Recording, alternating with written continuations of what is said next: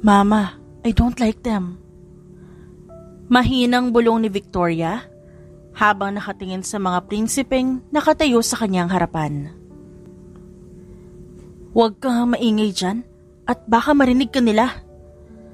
Sambit ng kanyang ina bago kurutin ang kanyang tagiliran. Mabuti na lang talaga, sila lang ng ina at ama niya ang nagkakaintindihan sa palasyo. Dahil kung hindi, paniguradong malalaman nila kung gaano kadisgusto sa kanila ni Victoria. They look so mayabang. At saka nakita mo ba yun kanina, Mama? Yung isa sa kanila binastos yung isang maid natin. Ganun ba dapat ang ugali ng isang prinsipe? Tanong niya pa habang nakataas ang kilay. Napailing na lang sa kanya ang ina bago ibalik ang tingin sa harap. Get out of my sight. Masungit na sambit niya sa mga prinsipeng nasa kanyang harapan. Dahilan upang mapuno ng bulungan ng bulwagan ng hari. You're so rude. Is that how a future queen should act? Sambit naman ng isa sa mga prinsipe. At dahil doon, mas lalong tumalim ang tingin ni Victoria. Can you shut up your mouth? Your breath stinks. Saad niya bago tumayo sa kanyang kinauupuan para umalis doon. Rinig niya pang tinatawag siya ng kanyang ina, pero hindi niya na lang yun pinagtuunan ng pansin. Akmang papunta siya sa kanyang kwarto nang madaanan niya ang opisina ng kanyang ama, kaya dumiretso siya doon at pabagsak na binuksan yun at doon bumungad sa kanyang ama na abala sa pag-inom ng kape habang may hawak na mga papeles. Papa, I don't like them. Saad niya at muntik pang mabulunan ng kanyang ama sa iniinom nitong kape. Don't you know how to knock, Victoria? Galit na tanong nito sa kanya, kaya napakamot na lang siya ng ulo. I'm sorry, Papa. Paghingi niya ng paumanhin, bago maupo sa harap ng kanyang ama. Hindi ba't napag-usapan na natin to dati? Na kailangan mo magkaroon ng katuwang sa buhay para maging isang reyna. Pero Papa, hindi ko talaga sila gusto. Hindi ba pwede ako na lang mismo ang maghahanap na mapapangasawa ko? At saan ka naman maghahanap? Sa Pilipinas! Malakas na sigaw niya habang nakatingin sa ama. Oo, marunong siyang magtagalog. Pero ni minsan hindi pa siya nakapunta sa Pilipinas. Dahil mula pagkabata, nakakulong na siya sa palasyo. Okay, fine. Just make sure nakasama mo ang butler mo. Dahil doon, agad pumunta si Victoria sa tabi ng kanyang ama para yakapin to. Thank you, Papa. Sambit niya bago umalis sa opisina ng kanyang ama. Kaagad niya rin sinabi sa ina ang magandang balita. Nung una, ayaw pumayag ng kanyang ina. Pero nakapagdesisyon na siya, kaya wala nang pwede pang pumigil sa kanya. Ilang araw na ang lumipas at ngayon na ang araw ng kanyang flight. Nung una, kinumbinsi siya ng ina na gamitin niya na lang ang private plane niya, pero tumanggi siya. Dahil gusto niyang maranasan ang mga nararanasan ng mga simpleng tao. Mag-iingat ka doon, Victoria. Don't do anything stupid. Sambit ng kanyang ama dahilan upang mapasimangot siya. Grabe ka naman magsalita, Papa. Don't worry, okay? Huling sambit niya bago magpaalam sa mga magulang. Habang naglalakad papasok sa eroplano, kasama ang kanyang butler, hindi niya maiwasang ma-excite dahil ito ang unang beses na makakalabas siya ng bansang Russia. Papasok na sila ng eroplano at dahil abala siya sa pagtingin sa paligid, hindi niya napansin na may dumaan sa kanyang gilid dahilan upang matamaan siya nito. Akala niya matatamaan niya ang pintuan ng eroplano pero biglang may sumalo sa kanya. Tinignan niya kung sino ito. Doon niya nakita ang seryosong mukha ng lalaki habang may suot na uniform ng flight attendant. Are you okay, ma'am? Seryosong tanong nito, kaya dali-dali naman siyang tumayo ng maayos bago sumagot. Yes, I'm okay. thank you. Mahinhing sambit niya habang iniipit sa kanyang tenga ang hibla ng kanyang buhok. Ganun na lamang ang pamumula ng kanyang muka nang bigla siyang ngitian ng lalaki. Ang pogi. Bulong niya sa kanyang sarili. Pero mukhang narinig ata yun ng lalaki dahil nakataas ang kilay nito habang nakatingin sa kanya. Ang hiling niya, sana hindi nakakaintindi ng wikang Filipino ang lalaki. Dahil kapag nangyari yon, ilulubog niya na lang ang sarili niya sa ilalim ng lupa. Miss Victoria, let's go. Pagtawag pansin sa kanya ng butler, kaya kaagad naman siyang sumunod dito. Nahaharangan niya na pala ang ibang mga pasaherong sasakay din ng eroplano.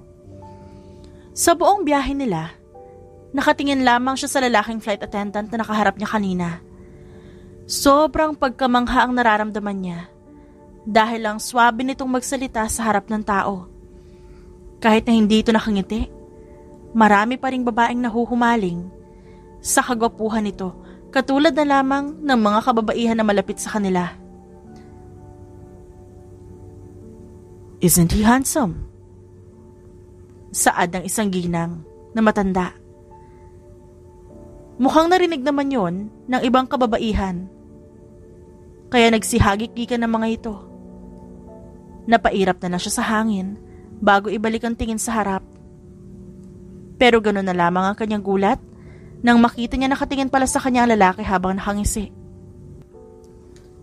Dahil doon, agad niyang iniwas ang tingin bago magpanggap na natutulog. Lumipas ang ilang minuto, nasa ganoon lang siyang posisyon. Kaya dahan-dahan niyang minulat ang isa niyang mata para tignan ko nakatingin pa sa kanya ang lalaki. At gano'n na lang ang kahihiyang naramdaman niya nang makita niya nakatingin pa rin to at paniguradong nahuli siya nito. Are you okay, Miss Victoria? Tanong ng butler niya. Yes, I'm okay, Von. I think you should rest first before everything else happens. I mean, it will be a long flight. Dahil sa pagod, nakatulog din agad si Victoria. Pero bigla siyang nalingat nang maramdaman niya ang lamig sa loob ng eroplano.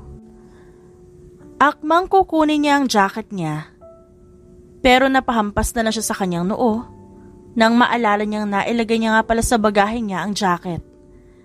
Dahil sa lamig, napahaplos na lang siya sa kanyang magkabilang braso.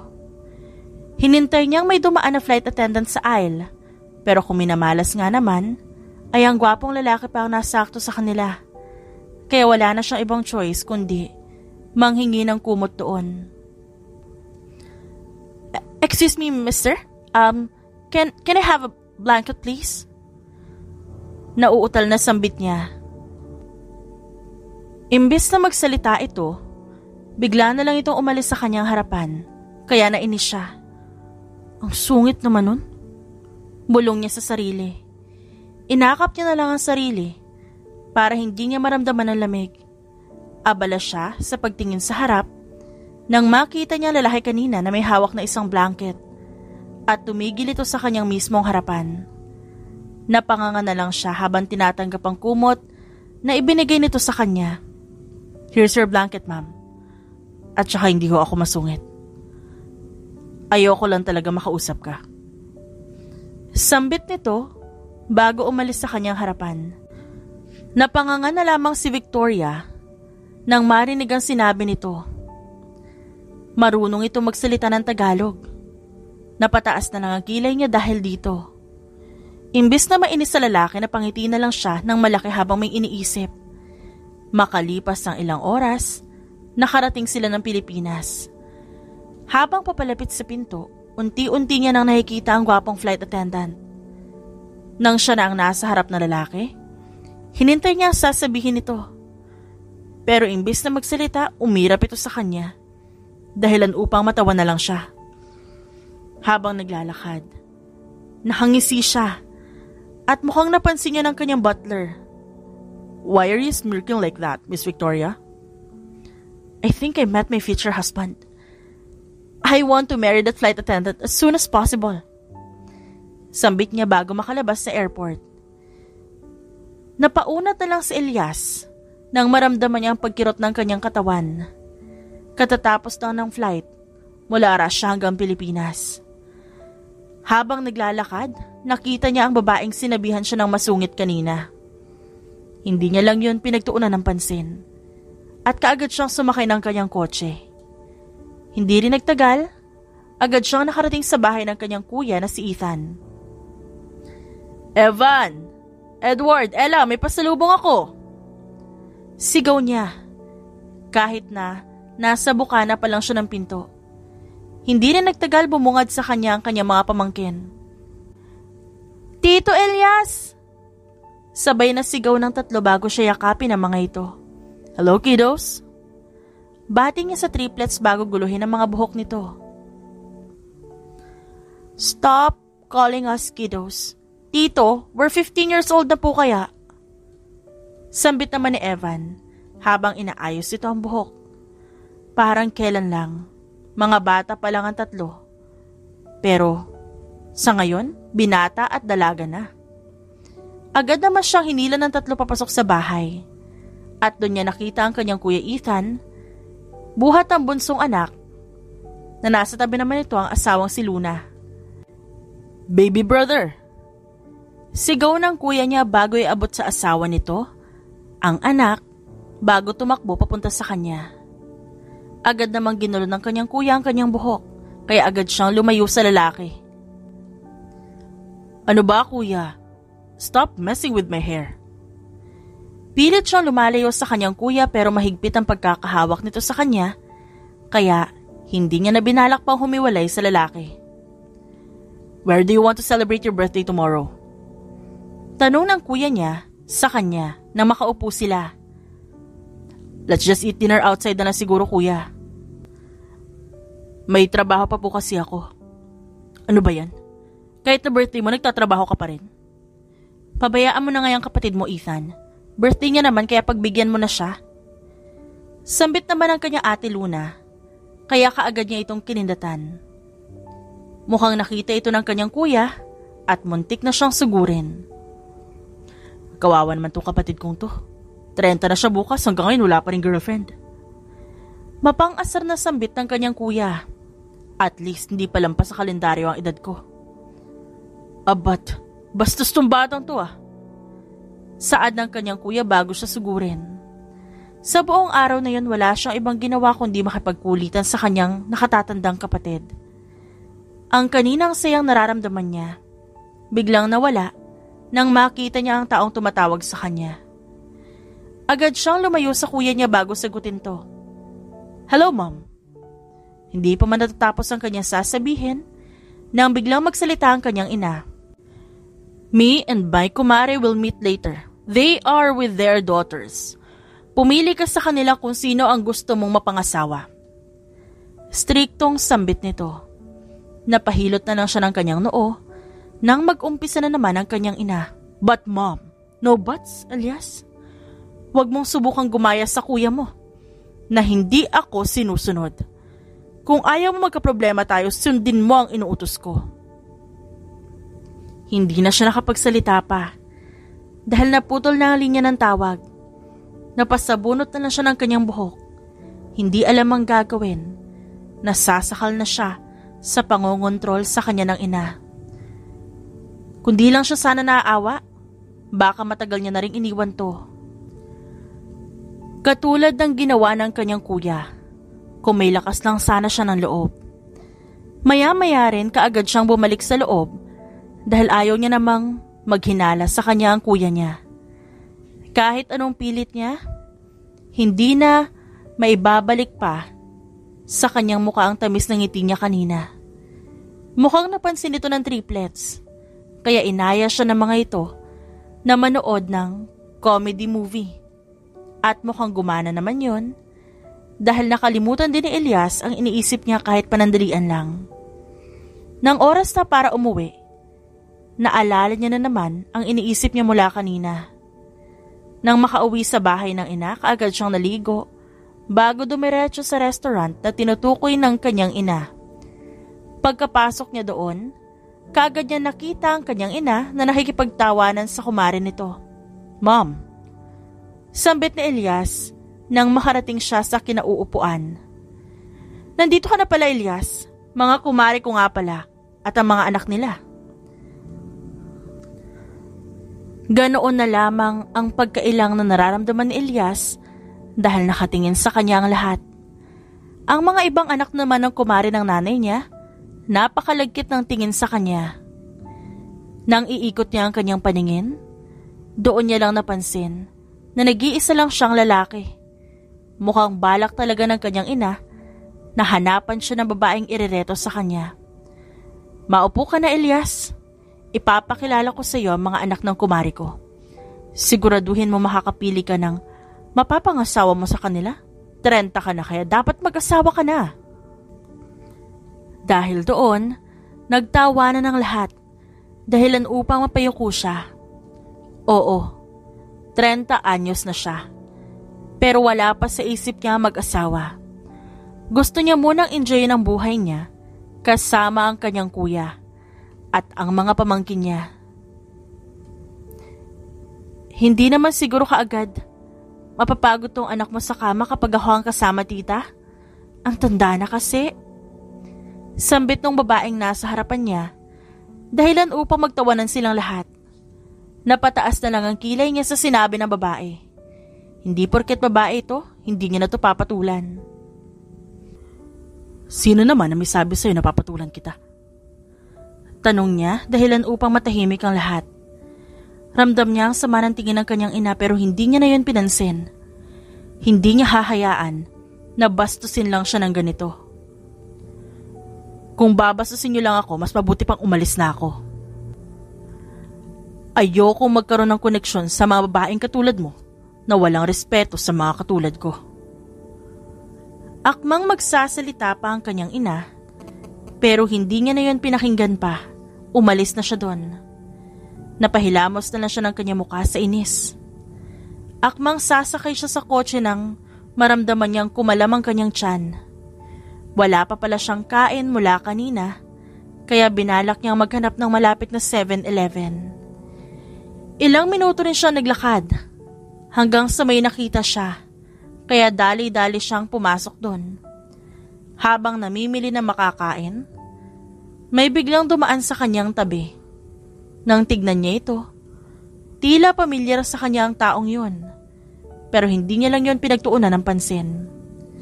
Nang matapos siyang mamili, agad siyang lumapit sa cashier. Akmang ibababa niya na ang pinamili niya nang may nauna sa kanya. "Pasabay din itong mga pinamili ko, Mr. Flight Attendant. Hindi ko kasi dala yung wallet ko eh. Maraming salamat." Sambit ng babae nasa kanyang tabi. Kaya tinignan niya ito at doon bumungad sa kanya ang babaeng nasa eroplano kanina. Nang makarating si Victoria sa labas ng bahay nila dito sa Pilipinas, agad siyang natulog. Nang magising siya, wala ang kanyang butler, kaya napagpasyahan niyang lumabas para bumili na makakain.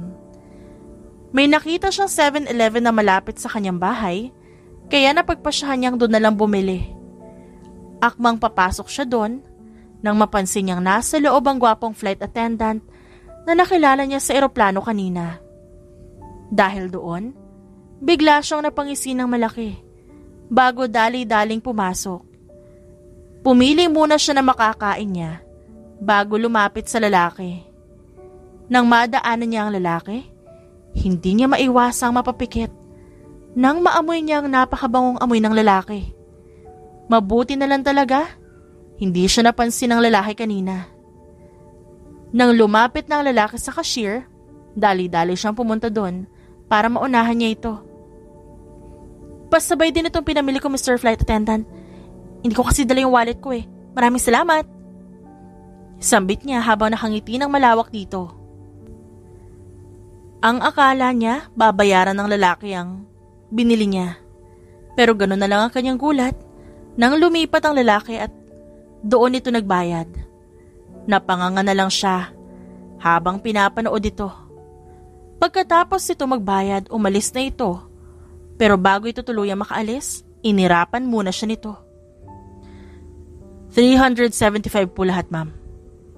Sambit ang nasa harapan niya, kaya kaagad naman siyang humugot ng pera sa kanyang bulsa. Nang makuha ang pinamili, padabog niyang binuksan ang pinto ng store, nakita niyang nakaupo sa labas ng lalaki, kaya kaagad siyang umupo sa harap nito habang nakasimangot. I hate you na talaga. I hate you, Pogi. Iniwan mo ako na sa harap ng cashier? Padabog na sambit niya habang binubuksan ang mga pinamili niya. May pera ka naman pala, pero bakit sa akin mo pinapabayad yan? Seryoso ang sambit nito habang mariing nakatitig sa kanya. Dahil doon, umiwas siya ng tingin dahil hindi niya kayang titigan pabalik ang lalaki. I just want to make papansin lang naman sa'yo. Kahit naman magpapansin ka sa akin, wala akong paki sa'yo. Dahil sa sinabi ng lalaki, napaangat siya kaagad ng tingin at hindi niya napigilan ng sarili at nahampas niya ito ng malakas. Napakasama talaga na ugali mo, no? Tanong niya pagkatapos niya ito hampasin. Ano bang kailangan mo sa akin? Kanina mo pa ako kinukulit. Tanong nito, kaya napaupo siya ng maayos. You know what? When I first saw you, alam ko na ikaw yung lalaking kailangan ko. Isa akong prinsesa sa bansang Russia. Kailangan ko maghanap ng mapapangasawa ko para maging reyna ako at ikaw ang nakita ko na pwede maging asawa ko. Ang kaninang seryosong mukha ng lalaki biglang nawala dahil napalitan ito ng malakas na pagtawa. Tumatawa pa ito habang nakaturo sa kanya. Makikita sa mata ng lalaki na parang siya ang pinakatangang tao na nakilala nito. Alam mo, hindi asawang kailangan mo. Mental hospital ang kailangan mo. Dahil mukhang lumuwag na yung tornilyo sa utak mo. Hinintay niya munang matapos sa pagtawa ang lalaki bago siya magsalita. Seryoso ako dito, mister. Kailangan ko maghanap ng mapapangasawa. Dahil kapag di ko yan nagawa, maaaring mapunta sa mga pinsan ko ang posisyon ko sa palasyo. Mga gahaman sila, kaya paniguradong gagawin nila lahat para hindi ako umupo sa trono. Dahil doon, sumeryoso ulit ang lalaki. Kung prinsesa ka, dapat prinsipe ang pakasalan mo. Hindi ba? Ganun naman talaga kapag royalty? Tanong nito bago kagatan ng siopaw na hawak.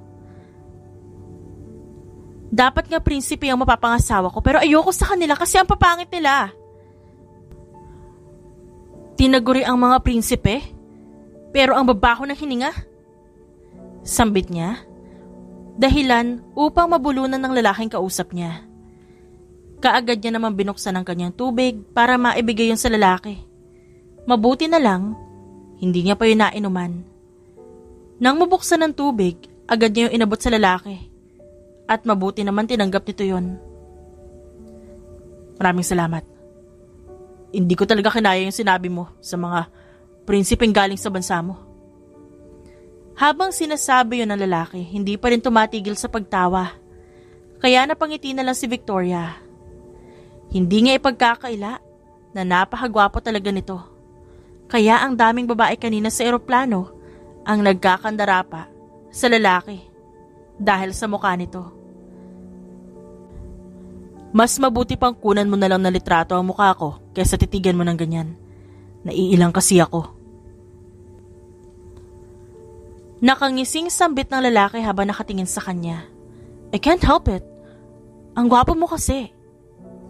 Dahil doon, nilapit ni Victoria ang mukha sa lalaki. Kaya napaatras to. Natawa na lang siya nang makita niyang sobrang pula ng leeg at tenga nito. Hindi niya inaasahan na kikiligin ng lalaki sa simpleng salita lang. Ano, payag ka na ba sa gusto ko? Hindi. Maghanap ka na lang ng ibang lalaki. Hindi kita gusto, kaya dapat maghanap ka ng lalaki magugustuhan ka. Pagkatapos magsalita ng lalaki, inayos nito kaagad ang pinagbalatan ng pagkain bago itapon sa basurahang malapit sa kanila. Ganun na lang ang galit na naramdaman niya. Dahil hindi na ito bumalik sa kinauupuan nito. Umalis na lang ito bigla nang hindi nagpapaalam sa kanya. Napapadyak na lang siya at napasuntok ng mahina sa hangin. Hindi niya matanggap sa sarili niya na tinanggihan siya. Isa siyang prinsesa. Lumaki siyang nakukuha lahat ng gusto niya. Kaya gagawin niya ang lahat para pumayag lang ang lalaki sa kanyang gusto. Mapapasahan ka din, Mr. Flight Attendant! Sigaw niya bago padabog na umuwi sa kanyang bahay. Habang naglalakad, bigla siyang napatigil ng may maalala. Paano ko pala siya hahanapin kung di ko alam ang pangalan niya? Tanong niya sa sarili bago sa bunutan ng buhok. Ilang araw na ang lumipas at mabuti na lang, hindi na nagpakita pa sa kanyang muli ang babae. Nandito ngayon si Elias sa bahay ng kanyang kuya. Napagpasyahan niyang dito na muna tumira. Ayaw niya pang bumalik sa bahay ng kanyang ina dahil panigurado masasabihan siya ng masasakit na salita dahil sa pamamahayang ginawa niya sa isa sa mga anak ng kumare nito. Okay lang po ba kayo, Tito Elias? Biglang napabalik sa ulirat si Elias nang marinig niya magsalita si Ella sa kanyang tabi. Hindi nito kasama mga kuya nito ngayon. Ba't mo naman natanong yan, Ella? Palagi ko po kasi kayo nakikitang malalim ang iniisip. Dahil na naman po ba yan kay Lola? Dahil dito, hindi nakasagot si Elias. At mukhang nakuha naman ni Ella ang pananahimik niya. Sana po, Tito, no? Magkaayos na tayo nila Lola. Alam ko pong malaki ang galit niyo ni Papa sa kanya. Pero sana, magkaayos pa po kayo. Para complete family na po tayo. Mahinang sambit ni Ella. Alam ni Ella ang lahat nang nangyari 5 taon na nakakalipas. Alam ni Elias ang lahat. Dahil nagkwento din si Ella sa kanya. Hindi niya lang alam yon kung pinaalam sa kanyang kuya. Dahil paniguradong susugurin nito ang kanilang ina at magkakagulo na naman panigurado. Huwag kang mag-alala dahil malay mo baka sa susunod magkaayos pa kami. Ayaw magsinungaling ni Elias. Pero sa tingin niya ito lang ang dahilan para matigil na ang usapan pang ito. Matanong ko lang po, Tito, may girlfriend na po ba kayo? Tanong ng kanyang pamangkin dahilan upang mabulunan siya. Wala siyang iniinom o kinakain. Pero biglang naging gano'n na lang ang reaksyon niya sa tanong nito. Namumula ka, Tito? Meron ka pong girlfriend, no? Sinundot-sundot pa nito ang kanyang tagiliran kaya agad naman siyang lumayo. Sino may girlfriend? Sabay na napatingin sina Ella at Elias. Sa bandang itaas nang marinig nila ang boses ng kuya niya. Nang tignan niya ito, bakas sa mukha nito ang panunukso. Kaya alam na ni Elias na hindi siya titigilan ni Ethan.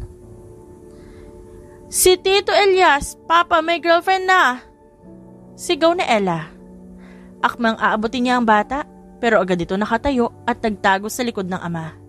May girlfriend ka na pala. Di ka man lang nagsasabi sa amin. Akala ko ba mahal mo kami?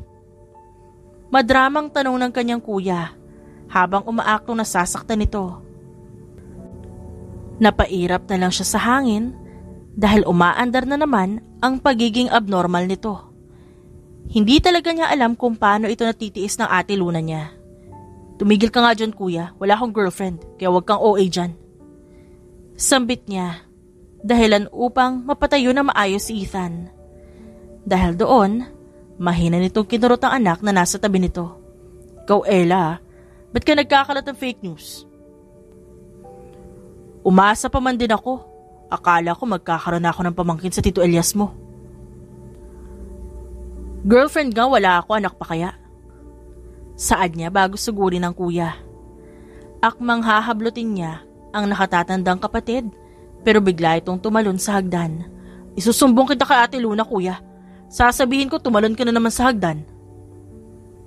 Napatigil naman si Ethan sa pagtakbo. Nang maabutan niya ang nakatatandang kapatid, agad niyang tinalon na ng likod nito.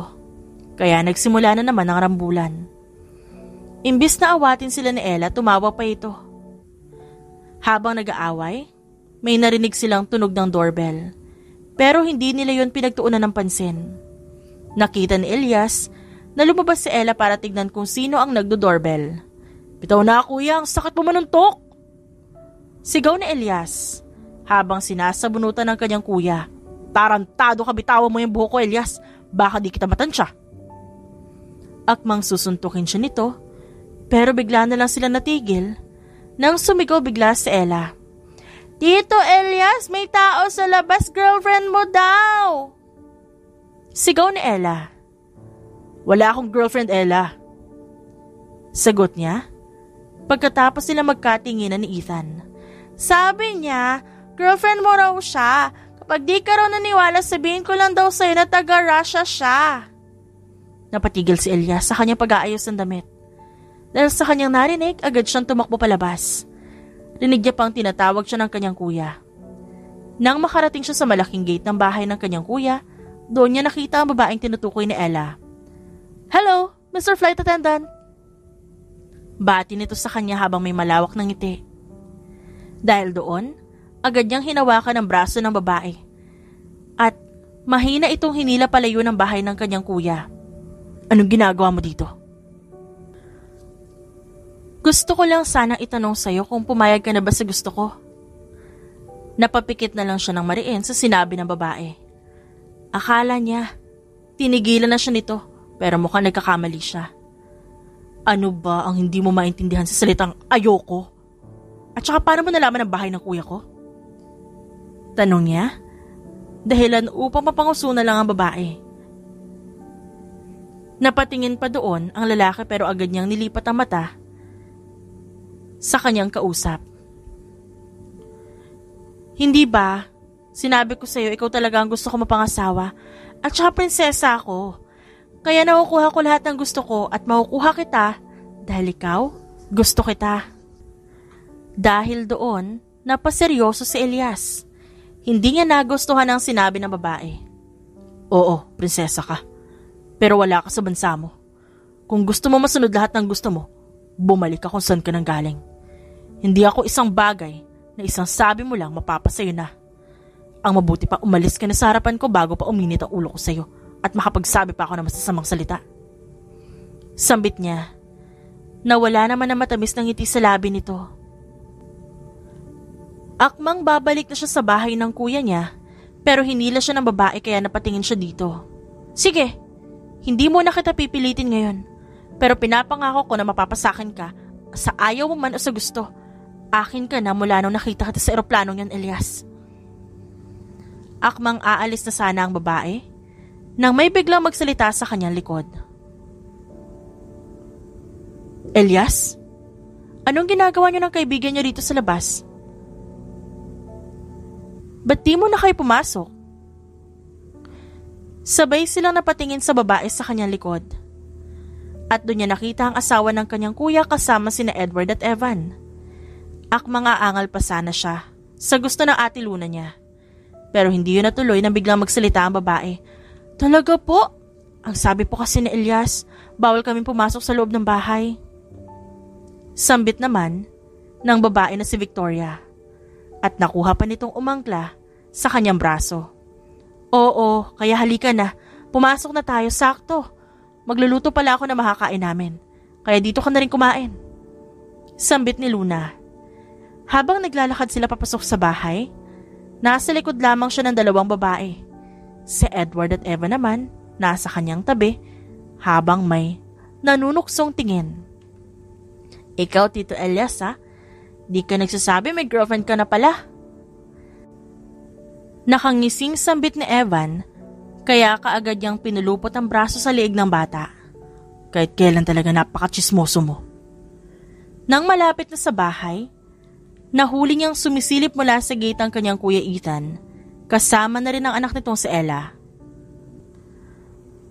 Pero agad ding nagtago ang dalawa nang makita ng mga ito na nakatingin si Elias ng masama. Asawa ko! Sigaw ng kanyang kuya bago lapitan ng asawa at halikan to sa kanilang harapan. Peking naduwal na lang si Elias, ganon din ang reaksyon ng triplets. Habang ang babaeng kasama niya, tila kinikilig pa sa nakita nito. Oh, may bisita pala tayo? Kunwaring gulat na tanong ng kanyang kuya, pero makikita sa mata nito ang panunukso. pangit mo umakting. Nakita kita nakasilip sa gate kanina kaya itigil mo yung pagpapanggap mo. Akmang susugurin siya ng kanyang kuya pero hindi yun natuloy dahil hinila ng kanyang ate ang tenga ng asawa nito. Kahit kailan talaga napakaisip bata mo. Tigilan mo na ngayang kapatid mo at mas mabuti pang doon muna kayo sa sala habang nagluluto ako.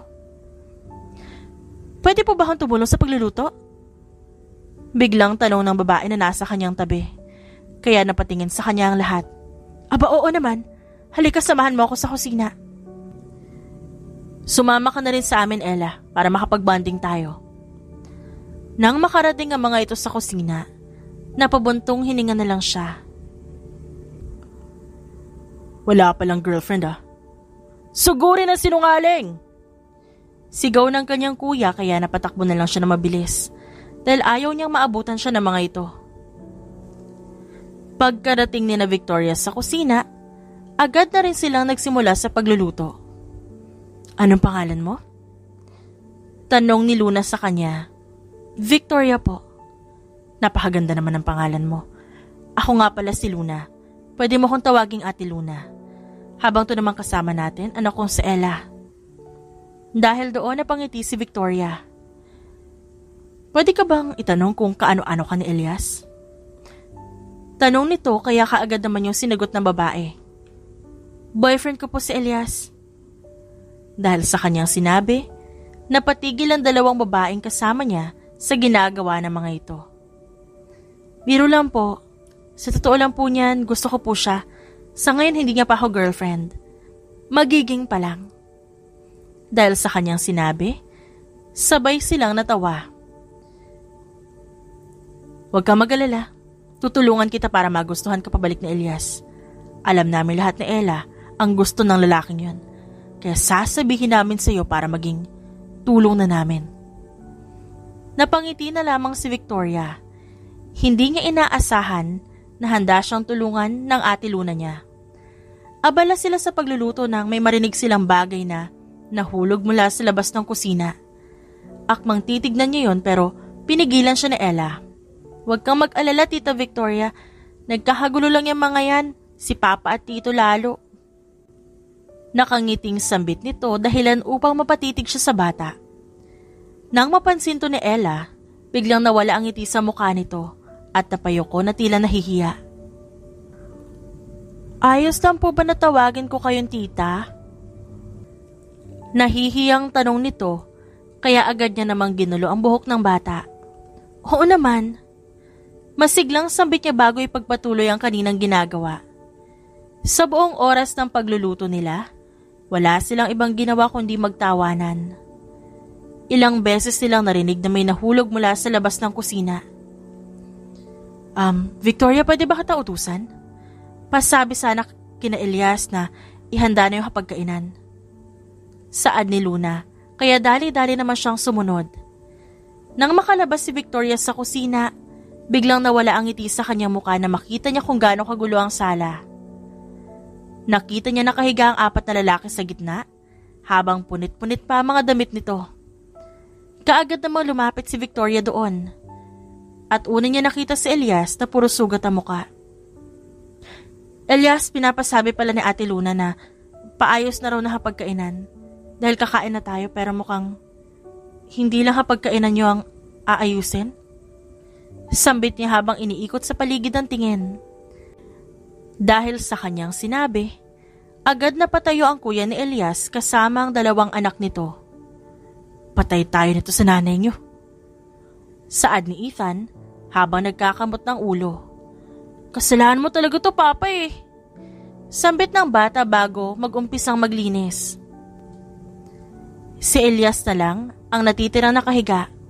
Kaya agad siyang umupo para tapikin ang nakapikit na lalaki. Elias, tumayo ka na dyan, kakain na. Mahinang sambit niya. Hindi rin nagtagal minulat ni Elias ang kanyang mga mata. Dahan-dahan ito umupo habang hawak ang balakang. Bakas sa mukha nito ang sakit. Kaya mo bang tumayo? Mukhang ang lalayatan ng tama mo Gustong matawa ni Victoria sa sitwasyon ngayon ni Elias. Bukod sa ang gulo-gulo ng buhok nito, Sira-sira na rin ang damit na suot nito, dahilan upang makita niya ang pandesal na tinatago ng lalaki. Nang makita niya ang magulong buhok nito, agad niyang dinala ang kamay doon para ayusin. Habang inaayos niya ang buhok ng lalaki, nakatingin lamang sa kanya si Elias, dahilan upang mamula siya. Mamaya na kayo maglandian. Tumayo ka na dyan, Elias, dahil paniguradong susuntukin tayo ng ate Luna mo kapag nakita niya hindi pa maayos yung hapagkainan at sala. Dahil sa sinabi ni Ethan, napaubo na lang si Victoria bago tumayo. Nang makatayo siya, maayos na inilagay niya ang kamay sa harap ng lalaki. Agad naman tong inabot ni Elias para makatayo. Ramdam niya pang hinawakan yun ng mahigpit ni Elias bago bitawan ang kanyang kamay. Nang makaalis ang lalaki sa kanyang harapan, napatingin na lang siya sa kanyang kamay at hindi niya napigilan ng kilig na kanina niya pa tinatago. Habang naglalakad pabalik-balik sa kusina, hindi maalis sa kanyang mukha ang ngiti. Nakita pa siya ni Ate Luna niya na gano'n na itsura pero hindi ito nagtanong pa. Hindi sila kaagad nakakain ng tanghalian dahil napakagulo ng buong bahay, kaya kinailangan nilang tulungan ng mga ito sa paglilinis. Nang matapos, agad din silang pumunta sa pagkainan. Sa susunod na magkakalat pa kayo, sisiguraduhin kong sa bibig nyo didiretso lahat ng kalat ha, at hindi sa basurahan. Banta ni Luna sa apat na lalaki. Nakayuko ang mga ito ngayon at mahinang nagtutulakan. Tigilan nyo na yan, kakain na tayo. Mahiya naman kayo, may bisita. Napahaplos na lang si Victoria sa kanyang batok dahil napatingin sa kanya ang lahat. Nang makaupo sa lamesa, nagdasal muna sila. Dahil lumakisara siya si Victoria, hindi niya alam ang gagawin, kaya nakatingin lamang siya. Mukhang napansin naman niya na Elias, kaya dali-dali nitong hinawakan ang kamay niya bago bumulong. Close your eyes. Bulong nito, kaya agad niya itong sinunod. Nang matapos magdasal, agad niya ring minulat ang mga mata. Ganun na lamang ang pamumula ng kanyang pisngi, dahil hindi pa rin binibitawan ni Elias ang kanyang kamay. Pwede mo nang bitawan yung kamay ng katabi mo. Tapos na tayo manalangin kaya tigilan mo na yung kalandian mo. Saad ni Ethan, inggit ka lang kasi galit sa'yo sa Ate Luna. Sagot pabalik ni Elias sa kanyang kuya pero kalaunan, binitawan din ng lalaki ang kamay niya. Kaya gano'n na lang ang labis niyang panghihinayang. Habang sumasandok na makakain si Victoria, may gusto siyang ulam pero hindi ngayon maabot. Akmang tatayo siya sa kanyang kinauupuan para kunin yon pero naunahan siya ni Elias na abutin ang ulam na yon. Akala niya, lalagyan na Elias ng ulam ang sariling plato nito. Pero gano'n na lang ang gulat niya dahil sumandok ang lalaki ng ulam na yon at inilagay sa kanyang plato. Pinanood niya lang ang lalaki sa ginagawa nito habang nakangiti siya ng malawak. Thank you. Mahinang sambit niya kaya tumango ito. Habang kumakain, hindi na naalis sa kanyang labi ang isang matamis na ngiti. Abala siya sa kanyang kinakain nang biglang tanungin siya ng kuya ni Elias. Can I ask your name? Seryosong tanong nito habang nakatingin sa kanya. Tila hindi nakilala ni Victoria ang kapatid ng lalaki. Dahil ang lalaki nakilala niya kanina puro kalokohan. I'm Victoria Elizabeth Romanov and I'm from Russia po. Mahinahong pagpapakilala niya. Kaano-ano ka ng kapatid ko? Girlfriend po. Sambit niya. Dahilan upang mabulunan si Elias. Umubo-ubo pa ito kaya kaagad niya namang inabutan ng tubig ng lalaki. Pwede ko ba itanong kung ilang taon ka na? Ang bata mo pa kasi tignan. Napanguso na lamang siya bago sabihin ang kanyang edad. 24 po. Dahil sa kanyang sinabi, nabulunan muli si Elias. Kung kanina, ito lang ang nabulunan ngayon kasama na nito ang kuya na nabulunan na rin sa kinakain. Ganon na lang ang pagtataka ni Victoria. Hindi niya alam kung may mali ba sa sinabi niya. 24 ka pa lang? Alam mo bang 30 years old na yan si Elias? 6 years ang gap niyo. Sambit naman ni Ethan habang umiinom ng tubig. Dahil doon, napaseryoso naman ang mukha ni Victoria bago punasan ang gilid ng kanyang bibig at magsalita. Wala naman po sa edad yan eh. Ano naman po kung may 6 years gap kami ni Elias? Ang mahalaga po gusto ko siya. Mas maganda nga po yun. Dahil kung magiging kami man, maaalagaan ko pa rin po siya kasi siya ang unang mamamatay sa aming dalawa kung sakali man. Ang kaninang sinserong ngiti ni Victoria, biglang napalitan ng nakakalokong ngiti. Dahil sa kanyang sinabi, nakatanggap siya ng isang mahinang kurot sa kanyang tagiliran mula kay Elias. Grabe ka naman magsalita sa kapatid ko. Malakas pa yan. Makakagawa pa yan ng 5 pamangkin ko. Hindi na natuloy pa ng kuya ni Elias ang balak nitong sabihin dahil binato na nito ng kutsara si Ethan. Dahil sa naging reaksyon nila, nagtawanan ng lahat. Makapagsalita ka. Akala mo hindi ka maunang mamamatay sa akin. 36 ka na kaya? Kung kanina si Elias ang namato ng kutsara, ngayon si Ethan naman. Tigilan mo nga yan, Ethan. Kita mo kumakain tayo tapos nambabatohan ng kutsara? Kaninang si Elias yung nambato? Hindi mo binawalan. Pero nung ako, galit na galit ka? Huwag mo naman masyado ipalata sa akin na mas kinakampihan mo yung kapatid ko kaysa sa sarili mong asawa. Napuno na naman ang tawanan ng hapagkainan. Ganon na lamang ang sayang nararamdaman ni Victoria. Ngayon niya lang naranasan na magkaroon ng kasabay kapag kumakain sa hapagkainan. Noong nasa palasyo kasi siya, palagi siyang mag-isang kumakain sa mesa. Inaaya niya naman ang mga katulong na sumabay pero tumatanggi ang mga ito dahilan upang mas lalong malungkot doon si Victoria. Oo, close siya sa mga magulang niya. Pero ni minsan, hindi niya pa ito nakasabay sa pagkain dahil abala ang mga ito sa responsibilidad sa palasyo. Habang tumatagal, hindi napansin ni Victoria na tumigil na pala siya sa pagkain. Nakatulala na lang siya sa kanyang pinggan. Ayos na po ba kayo, Tita Victoria? Nag-aalalang tanong ni Edward. Ayos lang ako, may naalala lang kasi ako. Doon kasi sa bahay namin, wala ko palaging kasamang kumain sa hapagkainan, kaya medyo naninibago ako. Ganun ba? Huwag kang mag-alala, pwede kang pumunta dito palagi. Magsasalo-salo tayo sa pagkain. Nakangiting sambit ni Ethan, kaya nahawa na rin siya sa ngiti nito. Kung kanina purong ngiti, ang ginagawa nito, ngayon naman tumatawa na siya habang kinukwento ni Eva ng katangahang ginawa ng ama nito kasama si Elias.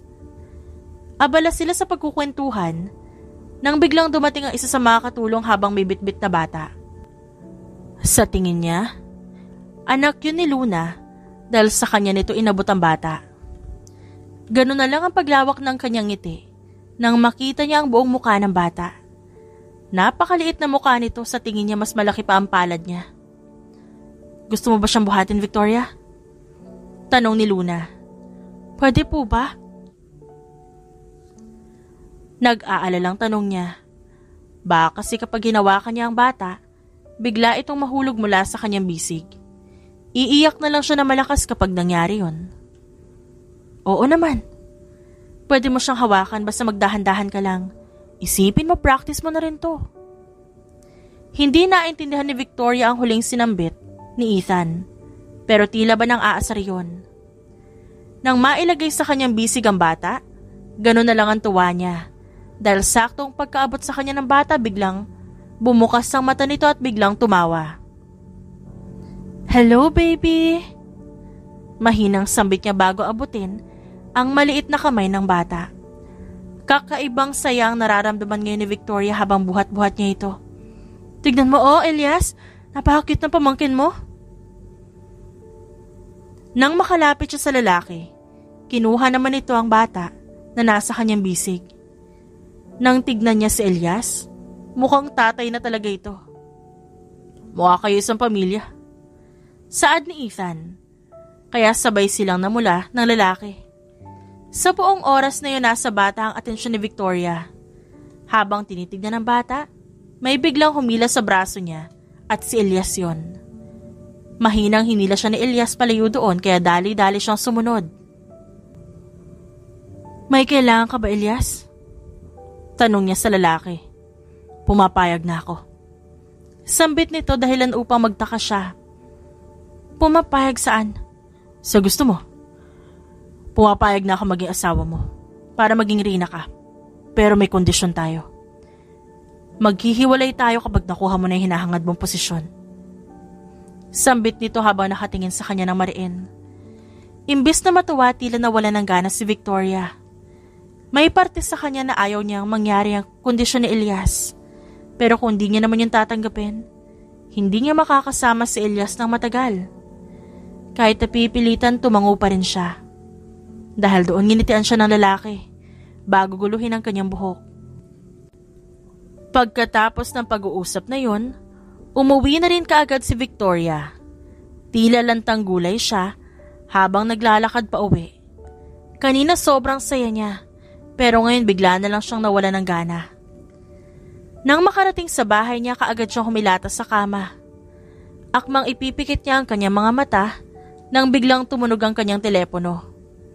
Tinatamad niyang kinuha yon at nang makitang ang kanyang ina ang tumatawag, na patayo siya ng diretsyo. Tumikim muna siya bago sagutin ang tawag. Hello, Mama? Mahinhing bati niya sa ina. Pero imbis na ang ina ang marinig sa kabilang linya, ama niya ang nagsalita. Kailan mo balak umuwi dito, Victoria Elizabeth? Kailangan mo nang bumalik dito. Dahil nalaman na ng mga pinsan mo na wala ka pang nahahanap na mapapangasawa. Binabalak na nilang kunin ang posisyon mo dito sa palasyo. Galit na sambit ng kanyang ama. Pero imbis na matakot, parang wala lang yun sa kanya. Kailangan ba talaga siyang maging reyna? Hindi ba pwedeng ibigay na lang yun sa mga pinsan niya? Pagod na siyang ingatan ng pwestong hindi naman niya gusto mula nung una pa lang. Don't worry, Papa. May nahanap na ako mapapangasawa ko. Baka sa susunod na buwan may pakilala ko na siya sa inyo. As you should, Victoria. Don't disappoint me, anak. Matagal kong iningatan ang pwesto mo. Kaya sana wag mo kong biguin. Hindi na nakasagot pa si Victoria dahil binabana ng kanyang ama ang tawag. Napasabunot na lang siya ng kanyang buhok. Sobrang bilis ng tibok ng puso niya. Hindi rin nagtagal, kumalma siya, kaya napagpasyahan niyang tawagan si Elias para kausapin to. Nung una wala pang sumasagot, pero sa pangalawang beses sumagot na ang lalaki. What?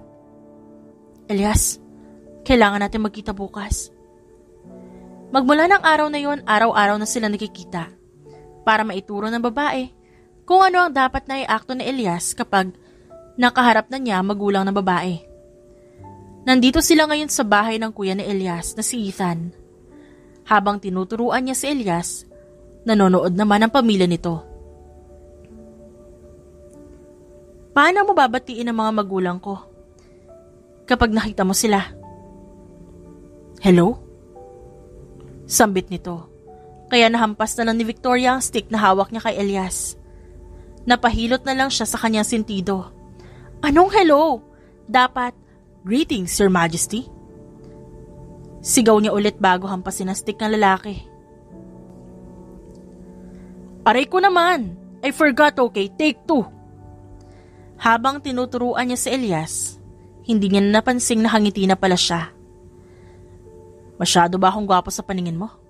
Kaya hindi maalis yung matamis ang ngiti sa labi mo? Tanong nito, kaya bumalik siya sa pagiging seryoso. Asa ka? Di ka naman ganun kagwapuhan, no, para mapangiti ako dyan sa mukha mo. Sus, baka nakakalimutan mo. Nung una tayo nagkita sa eroplano, titig na titig ka kaya sa akin nun. Sinabihan mo pa nga ako ang gwapo ko. Hindi na napigilan pa ni Victoria ang sarili. Tumayo na siya at hinampas niya na ang lalaki. Naghahabulan lang sila sa sala habang pinapanood lang siya ng mga bata. Nang malapit na siya sa lalaki, umaktong tatalon siya. Pero saktong pagtalon niya, biglang humarap ito. At sa hindi inaasahang pagkakataon, sabay silang natumba sa malamig na semento. Sobrang lapit din ang mukha nila sa isa't isa. Magkadikit na rin ang tungki ng kanilang ilong at konting tulak na lang, mahahalikan niya na ang lalaki. Akmang tatayo na siya mula sa pagkakapatong kay Elias nang may biglang dumagan sa kanyang likod.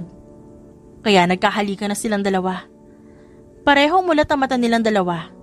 Napakabilis ng tibok ng puso niya at tila hinahabol ng kabayo sa sobrang bilis. Hindi na malaya ni Victoria kung gaano katagal magkadikit ang labi nila. Napabalik na lang siya sa ulirat nang may biglang tumikim sa kanilang tabi. Nadikit na ata ang labi mo sa labi ng kapatid ko, Victoria. Nang tignan niya kung sino yon, si Ethan pala. Kaya dali-dali siya umupo para mapalayo sa lalaki. Umupo din si Elias. At nang makita niya nakatingin sa kanya ito, bigla siyang napaiwas.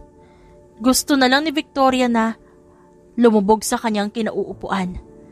Nakakahiya ang ginawa niya kanina. Kung sana silang dalawa lang, baka konting hiya lang ang mararanasan niya. Pero nandito ang pamilya ni Elias. Ang mabuti pa, uwi na ako. Uwi na po ako. Ihatid na kita. Suhestyon ni Elias, kaya pumayag na lang siya dito. Habang palabas ng bahay, nakita niya pang nakatingin sa kanila si Ethan. Tahimik lang silang dalawa sa loob ng kotse. Hanggang ngayon naiilang pa rin si Victoria. Hindi niya maalis sa kanyang isip ang aksidenteng nangyari kanina. Hanggang ngayon kasi, ramdam niya pa rin ang lambot ng labi nito. Nga pala yung kanina. Hindi niya natuloy ang balak niyang sabihin nang biglang napapreno na malakas si Elias. Ayos ka lang ba? Tanong ng lalaki sa kanya. I'm fine. Mag-ingat ka na lang sa susunod. Sambit niya habang hawak ang kanyang dibdib. Dahil sa sinabi nito, napakamot na siya sa ulo. Ganon din ang lalaki. Namumula ang tenga nito at leeg. Pasensya ka na. Nagulat lang ako sa sinabi mo. Napairap na lang siya dahil sa sinabi ng lalaki. Tila nawala ang kahihiyan na nararamdaman niya. Wag na nga lang. Mabuti pa ihatid mo na lang ako sa bahay ko. Gusto ko na magpahinga.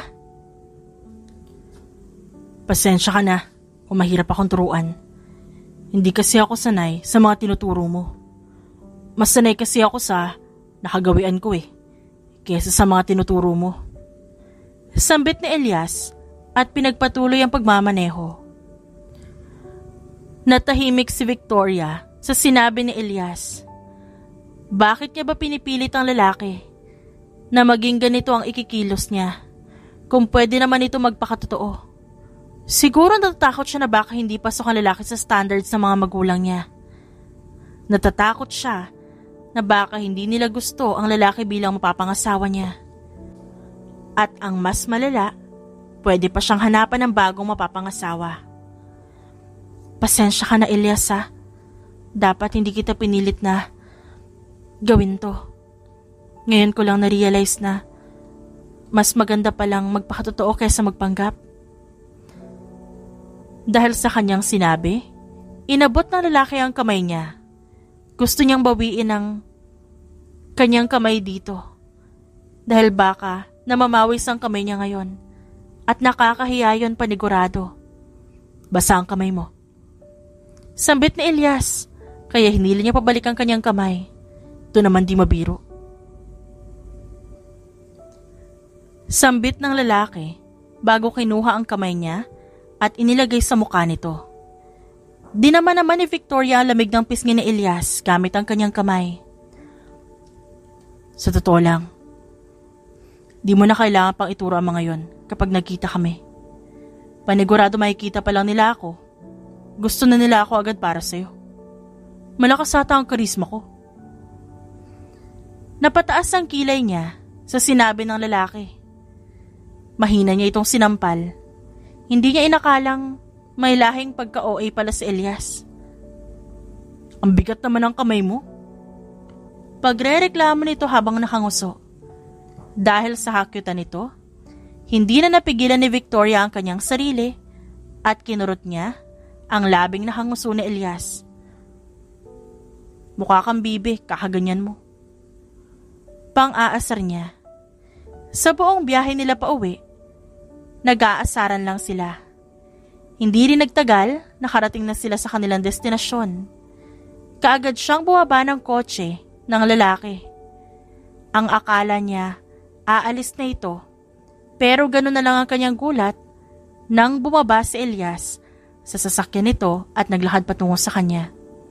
May kailangan ka pa ba? Gano'n na lang ang panlalaki ng mga mata niya nang dahan-dahang lumapit ang mukha ng lalaki sa kanya. Dahil doon, napapikit na lang siya at hinintay na lang ang gustong gawin nito. Maya-maya rin, naramdaman niya ang pagdikit ng labi ng lalaki sa labi niya. Tumagal din ng ilang minuto ang halikan nilang dalawa. Nang iminulat niya ang kanyang mata, bumungad sa kanya ang namumungay na mga mata ni Elias habang nakangiti ito sa kanya. See you tomorrow. Sambit nito bago patakan muli ng halikang labi niya. Nang malayo na ang sasakyan ni Elias, unti-unti niyang nahawakan ang sariling labi. Pagkatapos napasigaw siya sa kilig. Habang pumapasok sa bahay, hindi niya na maalis ang ngiti sa kanyang labi. Mula nung araw na halikan siya ni Elias, marami nang nangyari sa kanilang dalawa. Mas lalo pa sila naging malapit sa isa't isa at alam ni Victoria na pareho sila ng nararamdaman ni Elias. Hindi naman siya manhid para hindi niya makita ang motibo ng mga aksyon nito. Mas naging maalaga ito sa kanya at kung dati nandidiri ito kapag tinutukso sila, ngayon natatawa na lang si Elias habang akbay-akbay siya. Papunta na siya ngayon sa bahay ng kuya ni Elias na si Ethan. Napag-alaman niya kasing doon pala talaga tumitira ang lalaki at hindi sa bahay ng nanay nito. Nang makarating siya doon, agad bumungad sa kanya si Elias. Nang makalapit siya sa lalaki, agad nitong hinalikan ang kanyang labi. Hindi na siya nagulat dahil gano'n naman ang ginagawa nito kapag nagkikita sila. Ano nakain mo? Sobrang lawak ng ngiti mo ngayon. Tanong niya dito habang nakataas ang kilay. Imbis na sagutin siya ng lalaki, pinupog na lamang siya nito ng maraming halik sa muka kaya natawa siya. Ano ba Elias? Tigilan mo nga yan, nakikiliti ako eh. Ano ba naman yan? Nakakadiri kayo? Akala ko may pinatay na baboy sa harap ng bahay namin tas ikaw pala yun, Victoria. Saad ni Ethan. Kahit kailan, no? Ang epal mo. Masungit na saad ni Victoria kay Ethan. Habang tumatagal, mas lalo niya na nagiging close si Ethan. Kaya rin hindi na bago sa kanya ang asaran. Ang mabuti pa pumasok na kayo. Kanina pa kayo hinahanap ng pamangkin nyo. At saka, pwede ba? Maglandian na lang kayo kapag di ako kaharap. Sakit yung sa mata eh. Napaka-bitter mo naman. Hindi porket wala dito si Ate Luna magpapaka-bitter ka na. Sambit ni Elias. Pagpasok nila agad sila nagkatuwaan. Abala siya sa pakikipag-usap sa triplets nang biglang may sumigaw sa labas ng bahay. Nasa taas ngayon sina Elias at ang kuya nito at silang apat ang natitira sa baba, kaya tumingin sila. Dito lang kayo, ako na ang haharap doon. Nang lumabas siya, nakita niya ang isang matandang babae. Binuksan niya ang gate para makausap ang matanda. Pero ganun na lang ang gulat niya nang bigla siya nitong tinulak palayo at mabilis pumasok sa loob ng bahay. Agad naman siyang tumayo para pigilan ang matanda. Pero nakapasok na ito, dahilan upang makita na ng triplets sa matandang babae. Nasaan ang bastardo yung tatay? At tito? Masungit na tanong nito sa tatlong bata. Kaya dali-dali siyang pumunta ron para itago ang mga ito sa kanyang likuran. At sino ka naman? Akmang sasagutin niya sana ang matanda pero pinigilan siya ni Ella. Pagkatapos siyang pigilan ni Ella, dahan-dahan itong pumunta sa harap ng matandang babae. Akmang aabutin sana ng bata ang kamay nito, pero gano'n na lang ang gulat niya nang hinampas lang nito palayo ang kamay ni Ella. Pwede bang umalis ka sa harapan ko at naiirita ako sa'yo? Ethan! Elias! Magpakita na kayo sa nanay niyo! Sigaw nito at paniguradong maririnig yun sa buong bahay. Hindi rin nagtagal, sabay bumaba ang magkapatid. Finally, akala ko wala pa kayong balak magpakita sa akin. What are you doing here, Esmeralda? Seryosong tanong ni Ethan. Bakit? Hindi ba ako welcome dito sa bahay ng anak ko? Mula nung tinakwil mo ko, hindi mo na ako anak. Mukhang seryoso ata ang usapan ng mga ito kaya balak niya sanang iakyat ang tatlo pero may pumigil sa kanya. Sandali lang. ikaw ba ang girlfriend nitong si Elias? Paniguradong hindi ka naman girlfriend nito si Ethan dahil may asawa na ito. Asawa nito ang malanding Luna na yon. Akmang susugurin ni Ethan ang ina nito pero mabuti na lang napigilan to ni Elias. Ang mabuti pa ma'am, umuwi ka na. Uuwi ako kung kailan ko gusto. Akala mo ba hindi ko malalaman na hindi mo sinisipot ang mga babaeng nirerekomenda ko sa'yo? Alam kong may relasyon kayo ng babaeng to. Hindi ko alam na wala ka na palang taste ngayon. Mariing sambit na matandang babae, kaya nanggigil si Victoria. Excuse me lang po. Kung titignan po natin, ikaw po ang mas walang taste sa inyong dalawa ng anak mo. Pinapakita po sa akin ni Elias yung mga babaeng pinapakita niya sa kanya. At bukod sa malaki ang dibdib, malaki yung puwet. Wala na ibang maganda sa kanila. Ang papangit na mga pinapakilala mo sa anak mo. Kadiri! Akmang susugurin siya na matanda, mabuti na lang napigilan to ni Elias. Ano, nagagalit ka kasi totoo yung sinasabi ko. Nakita mo ang gwapo ng anak mo tas irereto mo sa kanya mukhang ewan? Nag-iisip ka ba? Tila tuluyan ang sumabog sa galit ang matandang babae dahil pinagmumura na siya nito. Pero hindi niya lang yung pinagtuunan ng pansin. Mas lalo niyang ininis sa matanda gamit ang kanyang muka. Nang makalabas na ito ng tuluyan, doon pa lang napabuntong hininga si Victoria. Nang makabalik si Elias, agad siya lumapit sa lalaki para yakapin to. Pasensya ka na. Kung yun ang sinabi ko. Di ko lang talaga matiis eh. Ayos lang yun. Kailangan din niyang magising sa katotohanan. At ang galing mo mga asar kanina. Siyempre, ako pa. Mayabang na sambit nito. Abala siya sa pagyakap sa lalaki nang bigla siya nitong ilayo sa sarili. Bakit di mo tinangging girlfriend kita? Hindi pa ba kita boyfriend? Sayang. Akala ko pa naman boyfriend na kita. Sige, wag na lang muna. Seryoso ka ba sa sinasabi mo, Victoria? Hindi ba magagalit ang magulang mo niyan? Hindi. Noong nakaraan, pumunta ako ng Russia para makausap ang mga magulang ko. Doon, sinabi ko sa kanila na ayoko maging reyna. Gusto ko na lang mamuhay ng mapayapa kasama ka. Noong una, hindi sila pumayag, pero mabuti na lang nakumbinsi ko sila. Mahabang sambit niya, habang nakatulala ang lalaki sa kanya. Matagal niyang pinag-isipan ang bagay na to. Hindi lang ilang buwan na lumipas, kundi taon, maraming taon, bago niya nakumbinsi ang kanyang ina. At tunay na, habang tumatagal, mas lalong tumatatag ang samahan nila ni Elias. Oh my God! Napaiyak na itong sumubsob sa kanyang leeg. Humihikbi ang lalaki. Ba't ka umiiyak? I'm just happy. Hindi ko inakala mapapasakan ka rin pala. No, Elias. Ako yung hindi makapaniwala. Diba, paulit-ulit kong sinasabi noon, na gusto ko mapasakan ka. Ito na yun. Hindi ko kayang isakripisyo yung pagsasama natin. Ikaw ang importante, Elias. Di ko nga alam na love at first sight yata ako sa'yo sa eroplano. Pero hindi. Alam kong habang tumatagal, habang kasama kita, alam ko na ikaw ang lalaking para sa akin. Pero alam mo, mabuti pumayag si Papa na may mangyaring ganito. Kala ko nga hindi na ako papabalikin sa Pilipinas eh. Pero alam mo, may condition lang siya. Yun na yung kausapin mo siya.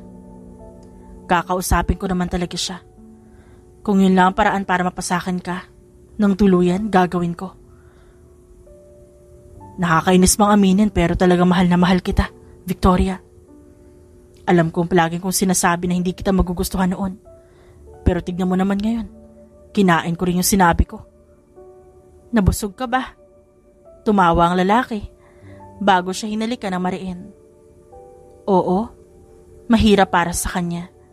Nabitawan ang posisyong matagal na inalagaan ng magulang niya para sa kanya. Pero kung sa pagbitiw niya sa posisyong yon ay magiging sagot ng malayang pag-iibigan nila ni Elias, handa siyang gawin to katulad ng ginawa niya ngayon. At mamahalin niya ng lubusan ng lalaki hanggang sa mahakaya niya. Kalaunan, nagdesisyon din silang bumuo ng pamilya. Ilang buwan na nakalipas, inaya siyang magpakasal ni Elias. Sino ba naman siya para tumanggi? Lalaking mahal niya na ito. Talagang sasagot siya ng oo.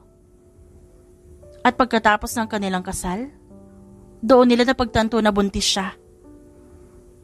Isang royalty ang batang dinadala niya. Pero hanggat kaya niya, mananatili silang malayo sa ganoong sitwasyon.